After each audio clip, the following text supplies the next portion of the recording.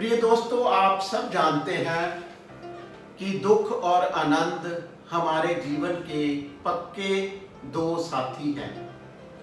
लेकिन हमारे मन की गहराइयों में यह एक इच्छा होती है कि हमारे दुख कम हो और आनंद लंबा हो। लेकिन जीवन में होता इसके उल्ट है। हमारे दुख बहुत बड़े बड़े बनकर हमारे सामने प्रस्तुत होते हैं, जबकि आनंद की घड़ियां कब आई और कब चली गई हमें पता भी नहीं चलता। चलते चलते चैनल में आप सबका स्वागत है। आज इसी विषय पर मैं एक छोटी सी चर्चा आपके सामने करना चाहता हूं, जिससे हमारे दुख आधे रह जाएं और आनंद की घड़ियां लंबी हो जाएं। प्रिय दोस्तों, आज हम मोबाइल के युग में रहते हैं। आज हम कोविड युग के वासी हैं। मैं आपको एश्योरेंस देना चाहता हूं कि इन दो युक्तियों को अगर आप अपनाते हो तो इस युग में आप खुशी खुशी रह सकते हो। सबसे पहली युक्ति है, आपको एक आदर्श दोस्त बनना होगा। और दूसरी युक्ति है, आपको अपने जीवन में साक्षी भाव में जीने की कला को सीखना होगा। प्रिय दोस्तों, यह दो ऐसी युक्तियां हैं जो आपको आपके जीवन में कभी भी अटकने नहीं देगी। आपके जीवन में चाहे जितना बड़ा दुख आना है आ जाए, वो आपको छोटा लगने लगेगा।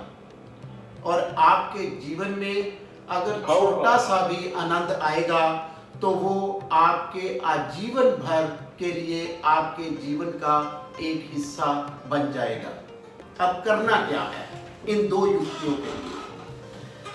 सबसे पहली युक्ति के लिए आपको अपने आसपास एक प्रभावशाली व्यक्तित्व, एक प्रतिभाशाली व्यक्ति की खोज करनी पड़ेगी। और जब आप खोज कर लेते हो तो उसके सामने आपको एक आदर्श दोस्त बनकर प्रस्तुत होना होगा। आपको उस पर अपना आप समर्पित करना होगा। आपको अपना आप उस पर न्योछावर करना होगा। बस सबसे ज्यादा महत्वपूर्ण बात आपके चुनाव की है कि आप किस प्रतिभाशाली व्यक्ति का चुनाव करते हो। बस उसके बाद आपके जीवन में बदलाव अवश्य आएगा। यह प्रतिभाशाली व्यक्ति आपसे उम्र में बड़ा हो सकता है, आपसे उम्र में छोटा हो सकता है, आपसे ओहदे में छोटा हो सकता है, आपसे ओहदे में बड़ा हो सकता है, आपसे अमीर हो सकता है, आपसे गरीब हो सकता है, लेकिन उसकी जो प्रतिभा है वो आपको प्रभावित करने वाली है। साइंस ऑफ स्पिरिचुअलिज्म और आधुनिक जीवन की क्वांटम साइंस हमें बताती है कि हमारा सारा जीवन वेव्स का खेल है। हमारा सारा जीवन फ्रीक्वेंसीज का खेल है। जब हम प्रतिभाशाली व्यक्ति की कंपनी में बैठे होते हैं, हम उसी फ्रीक्वेंसी पर वाइब्रेट करना शुरू करते हैं, तो हमारे दुख आधे रह जाते हैं और हमारे आनंद की घड़ियां लंबी हो जाती हैं। प्रिय दोस्तों, मेरा ये आदेश है कि आपका चुनाव ऐसा होना चाहिए जो आपके जीवन भर चले।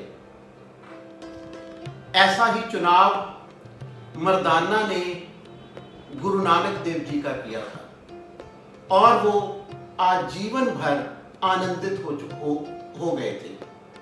और उनके जो दुख थे और उनकी जो जीवन के जरूरी काम थे वो कैसे निपटे वो मर्दाना को पता भी नहीं चला था।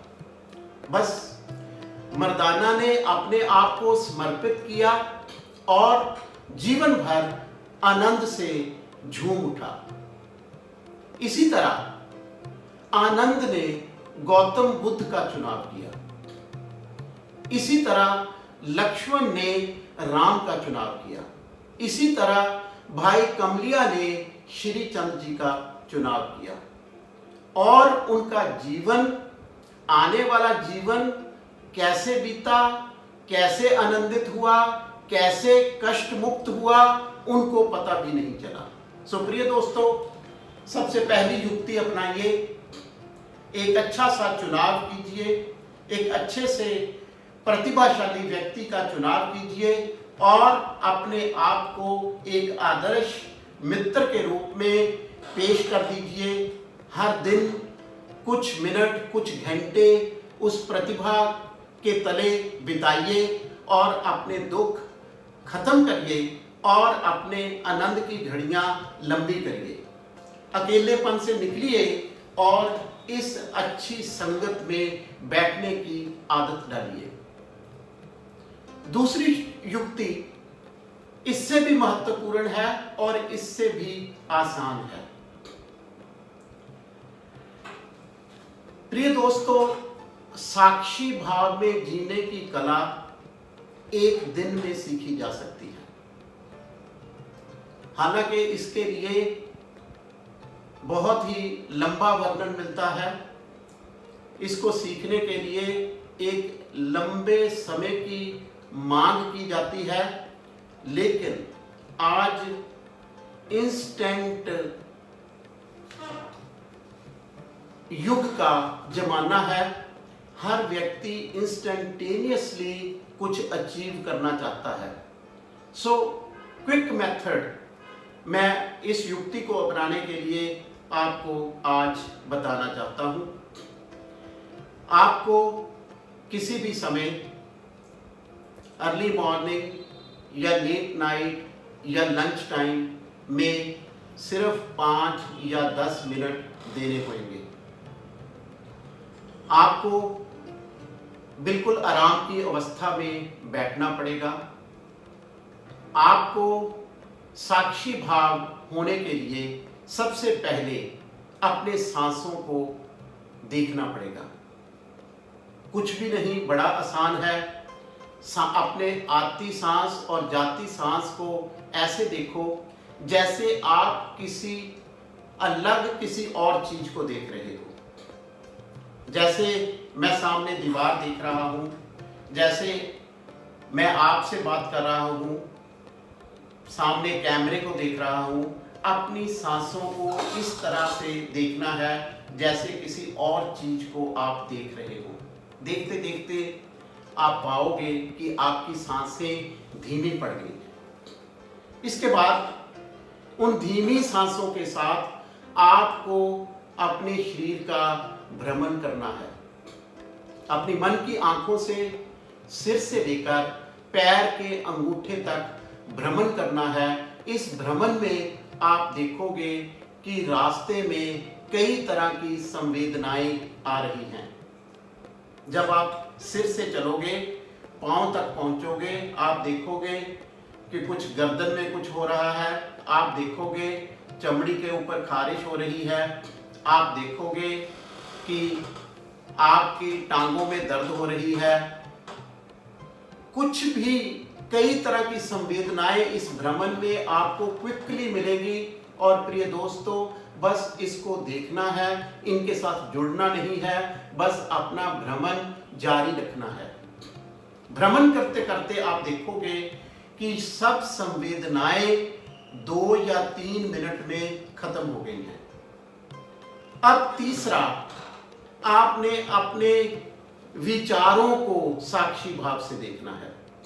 विचार, हर 3 सेकंड के बाद एक नया विचार आता है। दिन में हम 75,000 विचार लेते हैं। खास तौर पर जब आप ये एक्सरसाइज करने लगोगे तो विचारों का तांता लग जाएगा। बस आपको अपने विचारों को देखना है, जैसे आप किसी बेगानी चीज को देख रहे हो।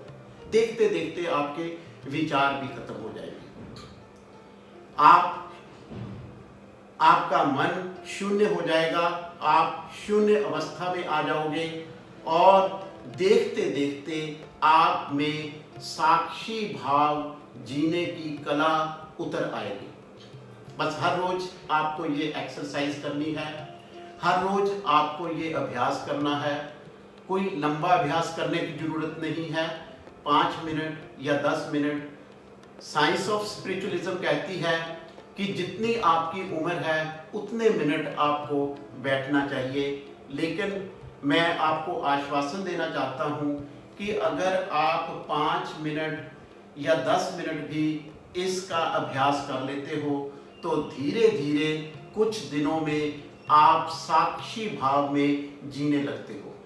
तो प्रिय दोस्तों, जैसे ही आप साक्षी भाव में जीने की कला सीख जाओगे, आपके दुख आधे और आपका आनंद लंबा होने वाला है। यह मैं आपको आश्वासन देना चाहता हूं। तो शायद प्रिय दोस्तों ये वीडियो लंबी नहीं हुई अभी।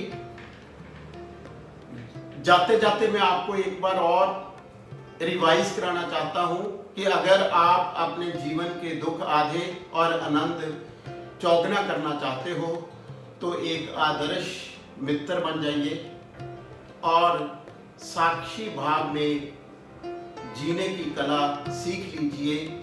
आपकी सब समस्याएं खत्म होंगी, आप आगे बढ़ जाओगे, आपका व्यक्तित्व आकर्षित हो जाएगा, अच्छी चीजें आपकी ओर आकर्षित होनी शुरू हो जाएगी।